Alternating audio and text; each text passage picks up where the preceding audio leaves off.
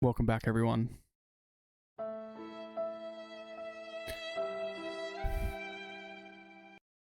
It has been a tough weekend. It has been the kind of weekend where I don't want to do the content, man, because losing's part of the game, but losing to like injuries and stuff like that is just not it, bro.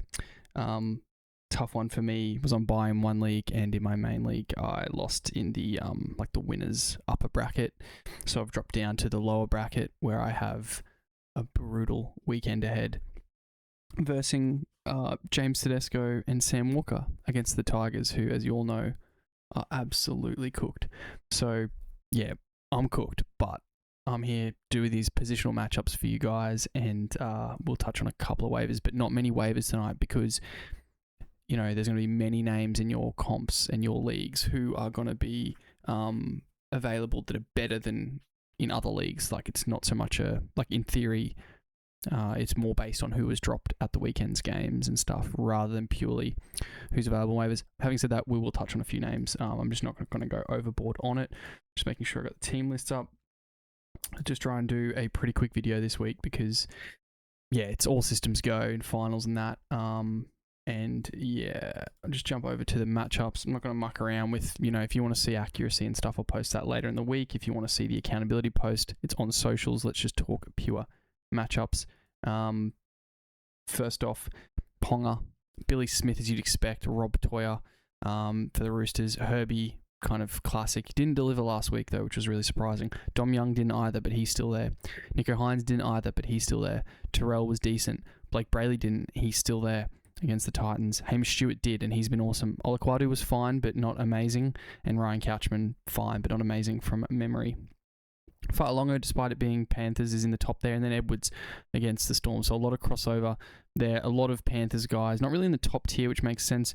Jenkins, like, to show you, like, for example, like, Melbourne's right wing defense is pretty bad, but it's not bad enough that Billy Smith doesn't populate above Tom Jenkins, which is crazy. Casey McLean's back and performing well. Tallis was amazing. Tallis Duncan last week. He's there in the elites. Simi Sasangi's back. Rightly has a top 3 matchup. Bostock's been pretty good as always. He's in the top 4. And Ruben Gabbert slides in there. Mulatalo, Dufty, they're good names. People will be relying on. They have an opportunity here to do something this weekend. Other guys that are startable are like an Owen Paddy against the Broncos. I like. Don't mind like a Matt Tomoko as well, even though he's not in this top matchup. So we'll get to that game later. IPAP, Keeley, Laban, Aitken, Fermor, Nickera in the edges. Lindsay makes sense. Carrigan, Murray all makes sense as well there. Some of the pure weaknesses like Tommy Turbo, I'd only be starting him in an AE capacity. I couldn't run him out there. Many people will, and I get that if you're that type of guy. If your option of fullback other than Tommy's really bad, by all means, but if you've got any other option that's more likely to play 80 minutes, I'd be leaning in that direction personally.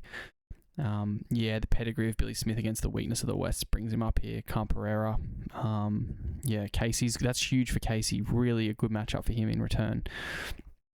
As you can sort of see down here, conceding 75 on average is just absolutely nuts. Like, that's just heinous. So a big opportunity for that whole left edge from IPAP and Elite, Casey to Jenkins. So getting a bit of that will be nice on Thursday. Melbourne might turn up, but I'm not really sure what they'll throw out there. I can't predict that. So we just go off the kind of the matchup data here. Lindsay, as you'd expect, is really going to crank up that base there at lock, as we saw. Liam Martin, yeah, he's startable in a pinch. I don't love it as much. IPAP 100% a go. You can look at this one on socials later, guys, when I post it tomorrow morning, and go through the list there. Pickups from a like waiver wire perspective in this one. Don't think there's anything that jumps out to me. Obviously, if McLean was dropped anywhere, which he wouldn't have been, then you grab that. Tungo, not in this one.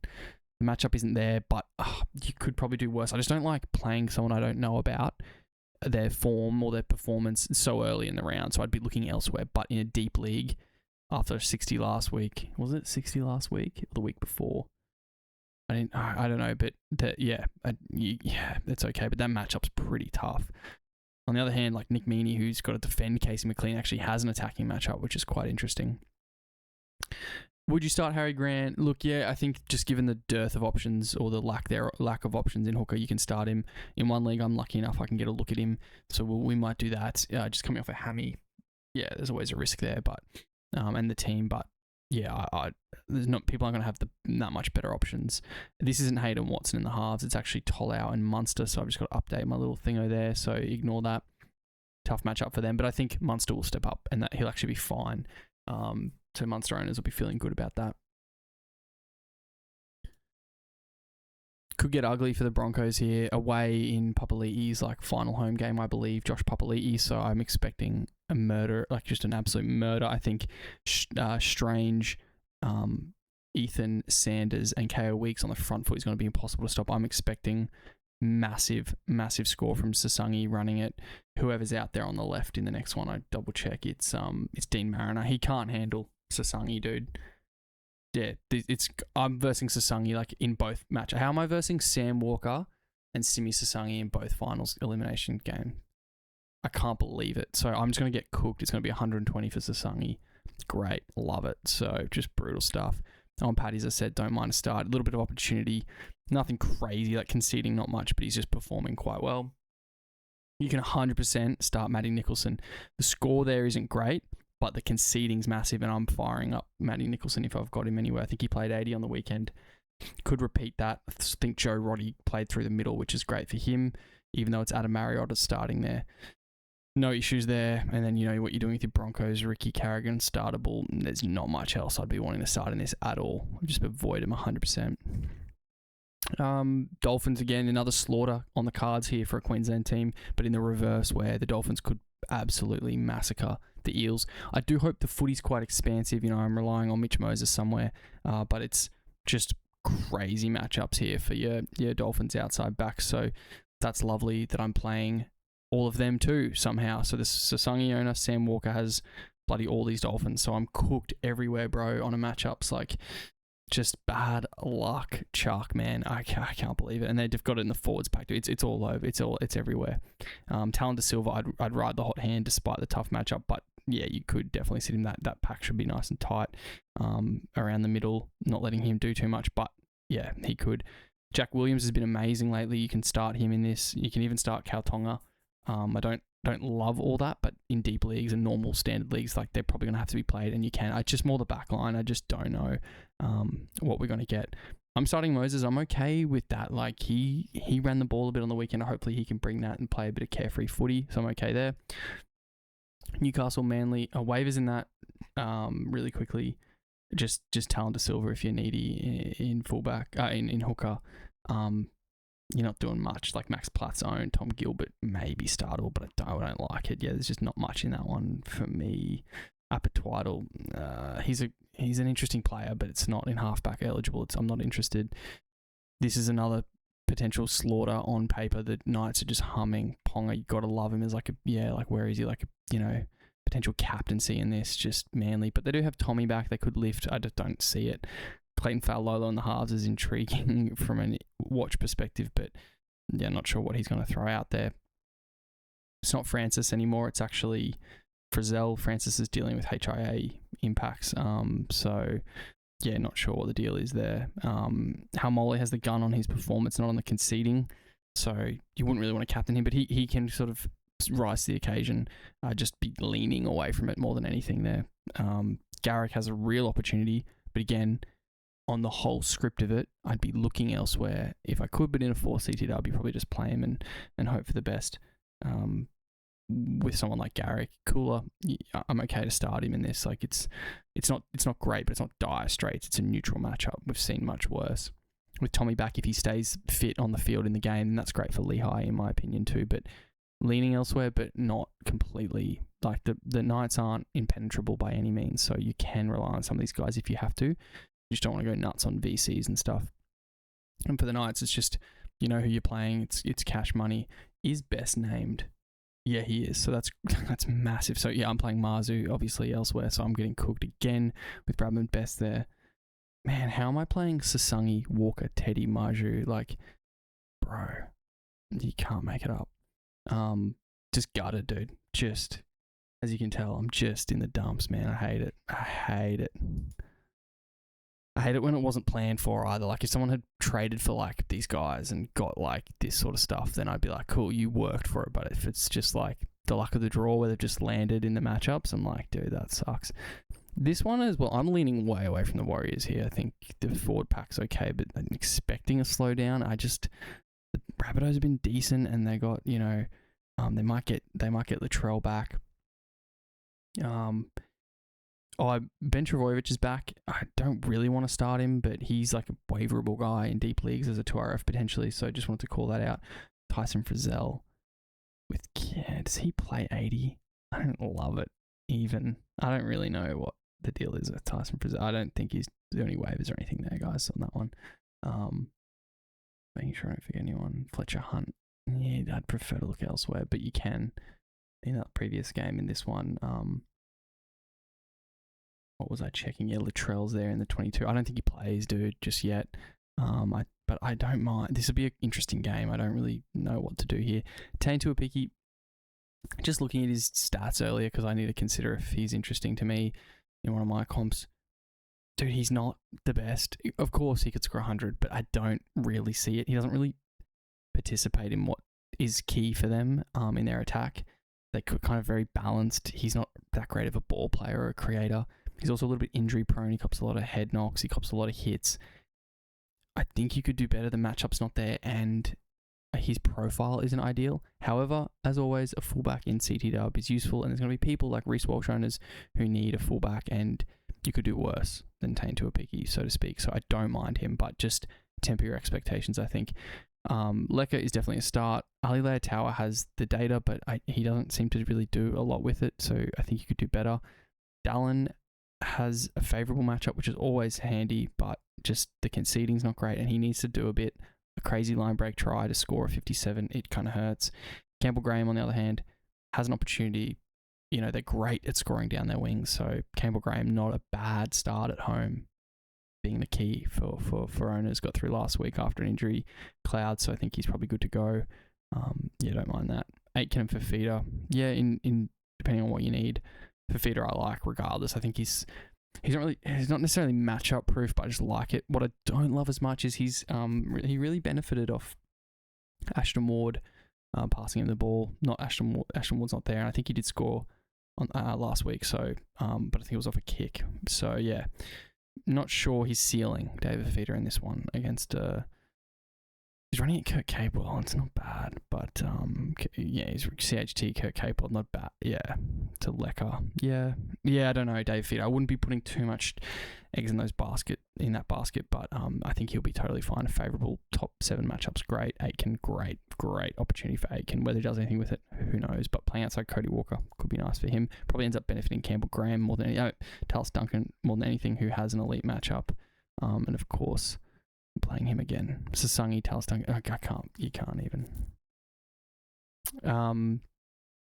This one, I like Dan Atkinson at fullback in your 5'8" as a smoky, sleepy play to just go for something. He's a great runner. He's forced to run.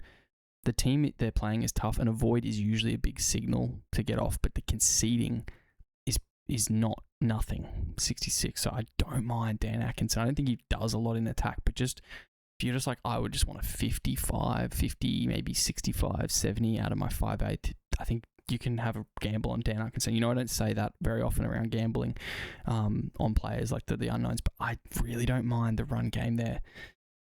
I don't know what it looks like, I don't know what it means, but just something says that he could go okay at fullback with base and tackle break, line break ability, a little bit of chiming in and stuff. Don't know if it'll be amazing or whatever, and maybe there'll be a late switch, but I doubt it. But yeah, don't really mind that. But again, definitely there could be a late switch, so just keep an eye on it. But at 5'8" eligible, kind of handy to a degree. Or halfback eligible, I think he is as well. On the other side, crazy opportunity for Burton, just crazy. Even Karaz, that's real nice. Toia, I might have got the listing wrong here on Toia starting on the wing. Yeah, he's still on the wing. That's awesome. Love that. The base try scoring. He's kind of actually better at centre, but on the left side, I do like it. They look quite good going there. Cherry is there again. Bronson Cherry. Avoid matchup for a CT dub in his bracket is a key area to look away from, even though the conceding is really good. So temporary expectations there. Hamish Stewart, Dylan Egan, Couchman. Dylan Egan's tough, whereas Stew elevates above the matchup to dominate because he's been so good. Probably plays out. Surprised that Kikau and Preston have favourables, but that's all good. All these guys are startable. I'd avoid Dylan Egan, though. Look for someone with a bit more upside. And Ryan Couchman's number one, based on his performances with, like, similar to Stewart, kind of stepping up above the opportunity. But the Couchman opportunity is a bit more legit than Stewart's, but Stewart probably just makes something happen off his talent that we've sort of seen. He's in rhythm, he's flowing. Sharks Cronulla, waivers in that one. I just sort of spoke about it. Hey, with Atkinson, King Tonga is playing game, but it's a tougher defense to Dogs than what they played last week, bro. Who did they play last week? I'm out of it. I'm too depressed for this, bro. I can't even remember. I don't care for it. Was it the Tigers? Am I tripping? I think it was the Tigers, wasn't it? Yeah, like that. Licking King Tonga. Yeah, like playing the Tigers is a bit different to playing the Bulldogs. Hey. But if you're really, really in a deep league in a pinch, Gold Coast Titans, a couple of matchups for Kinney, Sammy. Can't trust him, man. I can't trust Kinney, I don't think, to do too much with. He had 2 gun matchups in a row and didn't deliver. If he's got a favourable, that's also positive. That's a good sign, but don't VC or C unless you're super desperate. I don't think you'll get what you need. Ronnie comes in with an elite, which we love. Favourable for basically the rest of the back line. Gun for Nico. It's juicy for Nico, but whether he can deliver remains to be seen without his without Trindle there taking a bit of the pressure off. I don't really know what it means for Nico. Maybe Kennedy does a bit more, or hopefully Nico just gets his hands all over it. Is my dream, my preference, but not sure yet. AFB, I don't know on the minutes, but the matchups there, but we don't worry too much about prop matchups. Blayke Brailey, that's more on him rather than the conceding, which makes total sense. Britton Nickera, massive matchup. I don't know how, well, I do know how he's ranked 3 and not 1, but if he was a better player, playing better and scoring better, it'd be number 1. That opportunity is massive. Super leaky to right to RFs, the Titans, like disgustingly leaky. So happy days that I'm playing Nickera 2. Add him to the list of just dudes with amazing opportunities this weekend against me. Brutal. Don't think there's any waivers in that one. Hiroti, if he's not owned, he's just fire him up sort of thing. Nicker and Wilton playable. Don't know what they're doing with the McInnes and Burns minutes, but Burns is killing them, getting way too confident, Billy Burns, from what I've been seeing. Roosters, Tigers, bro. You know what to do, man. Blue, gold, blue, green, blue, neutral, which is totally fine. And avoid a lock, which I wouldn't even worry about, but just nuts. Like Terrell and Twal, whatever. Is Twal even named? Yep, Twal's back. That's fine. Appy, yeah, I think Appy will be trying. Avoid all of the back line and go all the back line on the Roosters side, which many won't even be available, which I totally get. So there's not a lot you can do from waivers and stuff, but for Keddy, you start him. Wong, start him. Fainu, I'm not confident there's enough for him, but yeah, you never know. Like NRL's hard to predict. If you really start third to RF, you can do worse than Fainu. I don't mind it. But anyone in the back line, just I wouldn't even bother. Hey, this is going to be... I don't watch this game. As someone who doesn't have enough to Sydney stock in my matchups, I'm not watching. Someone else can watch it. That's sort of the summary, guys. I don't want to belabor this one because I've got to keep moving. I'm later than usual. But that's your summaries. Accuracy was massive last week. I'll just give you a heads up.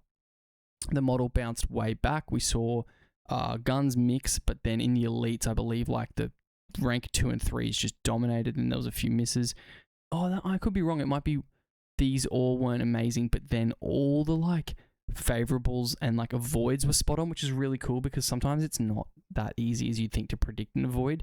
But everyone that like had a tough matchup, like had a tough matchup and didn't go too good to a degree. Like when I say everyone, that's a bad term when it comes to stats, but to be so generalist. But yeah, there was really good accuracy returns for the model at the weekend. It was just not where we want it with gun. I think it'd be 50% or something or less. And then, yeah, other areas coming in like 60+% on their hits of like scoring into their buckets, like favorable and stuff. So pretty cool. Pretty cool weekend for the model despite my heartbreak. My ongoing turmoil, I do not like losing draft, but I'm probably bowing out in both comps this weekend, which breaks my heart after a season of commitment and fun and trying really hard and trading. Yeah, guys, because it's a bit more of a complex week with your situations, feel free to comment if you've got queries. I'll keep my eye on the comments and just message and DM and that sort of thing, and get active in the community, because it's a weekend where sit starts are going to be tough, and you're going to want to be like just getting second thoughts, get involved. The whips are cracking. It's meant to be fun. As sad as I am, it is meant to be fun. We're going to try and have fun somehow. So do that. All right, good luck with your waivers. Get them in there. Remember to focus on the best pick available for your team, someone that preferably plays a bit later in the weekend and has a chance to deliver you some high scores. Chase that, because this year we've seen that just randomly people can pop off, and just getting a safe floor just isn't really doing the trick, is it? Cool. Good luck, guys. Thanks.